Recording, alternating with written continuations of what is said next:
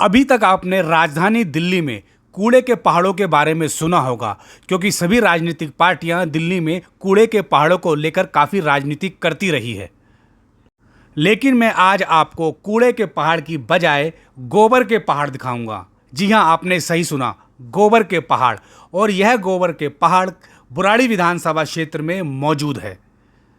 आप जो वीडियो में देख रहे हैं, मैं इसे ही गोबर के पहाड़ बता रहा हूं। हालांकि यह पहाड़ के तरह इतना बड़ा तो नहीं है, लेकिन इसकी ऊंचाई कम से कम 25 से 30 फीट जरूर है।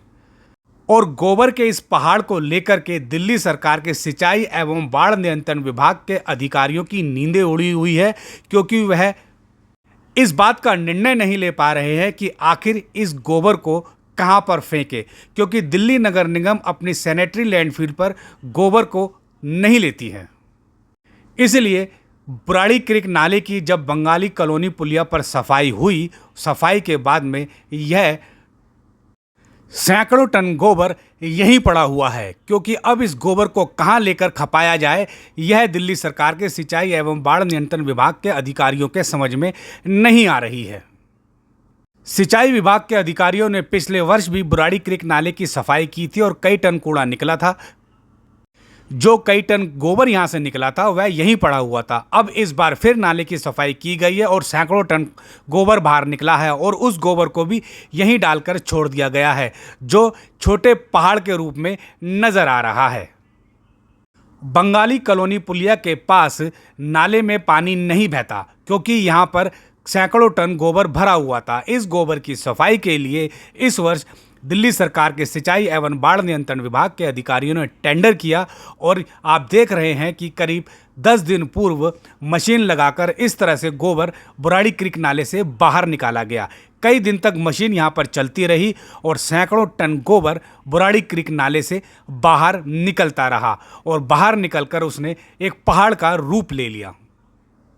जिस कंपनी को नाले की सफाई की जिम्मेवारी दी गई थी, उसे सिर्फ नाले की सफाई करनी थी, नाले से गोबर बाहर निकालना था। इसलिए उसने मशीन लगाकर नाले से गोबर बाहर निकाला और नाले के बाजू में एकत्र करके रख दिया। अब वह गोबर एक पहाड़ का रूप ले चुका है। दरअसल बुराड़ी क्रिक नाले के बाजू में झड़ोदा डेयरी है।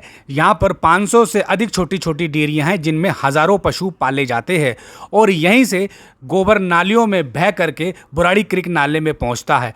मैं आपको झड़ोदा डेयरी के नालियों की हालत दिखाता हूँ। यह देखिए, नालियों में कितना गोबर भरा हुआ है। झड़ोदा डेयरी की लगभग हर गली में मौजूद नालियों की यही हालत है। गोबर यहाँ पर नालियों में भरा रहता है और सड़ता रहता है, जिसकी नियमित तौर पे सफाई नहीं होती है।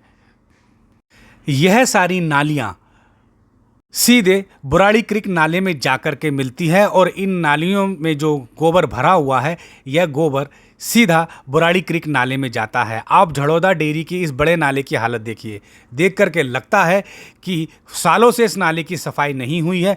आखिर दिल्ली सरकार झड़ोदा डेयरी की नालियों की और नालों की नियमित सफाई क्यों नहीं कर रही है, यह समझ से परे है और जनप्रतिनिधि बैठकर तमाशा देख रहे हैं। हैरानी की बात यह है कि इसी झड़ोदा डेयरी के आरंभ में बुराड़ी के विधायक संजीव झा का आवास है। मैं या उनका साइन बोर्ड दिखा रहा हूं, लेकिन क्या उन्हें यहां पर यह गंदगी नहीं दिखती? 1970 में जब झड़ोदा डेयरी की स्थापना की गई थी, तो झड़ोदा डेयरी से निकलने वाले गोबर के निस्तारण की भी व्यवस्था की गई थी। यहाँ पर एक गोबर गैस प्लांट लगाया गया था, जो मैं आपको इस समय वीडियो में दिखा रहा हूँ। 5 बड़े बड़े यहाँ पर ये कुएँ थे, जिनसे गैस बना करती थी।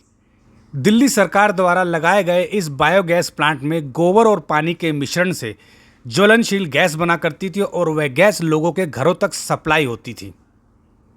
इसलिए झड़ोदा डेयरी से निकलने वाले गोबर का पूरी तरह से निस्तारण हो जाता था। बाद में यह बायोगैस प्लांट को बंद कर दिया गया, क्योंकि यहाँ जो गैस निकलती थी वह मीथेन और कार्बन डाइऑक्साइड गैस हुआ करती थी। यह गैस जलाने के तो काम आती थी, लेकिन इससे वायु प्रदूषण भी होता था और लोगों के स्वास्थ्य पर भी नकारात्मक प्रभाव पड़ता था और आग लगने की घटनाएं भी होती थी। इसलिए दिल्ली सरकार ने बायोगैस प्लांट को बंद कर दिया और बायोगैस प्लांट बंद करने के बाद झड़ोदा डेयरी से निकलने वाली गोबर का निस्तारण भी बंद हो गया। डेयरियों से निकलने वाला गोबर नालियों के माध्यम से सीधे बुराड़ी क्रिक नाले में जमा होता रहा और करीब 10 वर्षों तक बुराड़ी क्रिक नाले की सफाई भी नहीं की गई।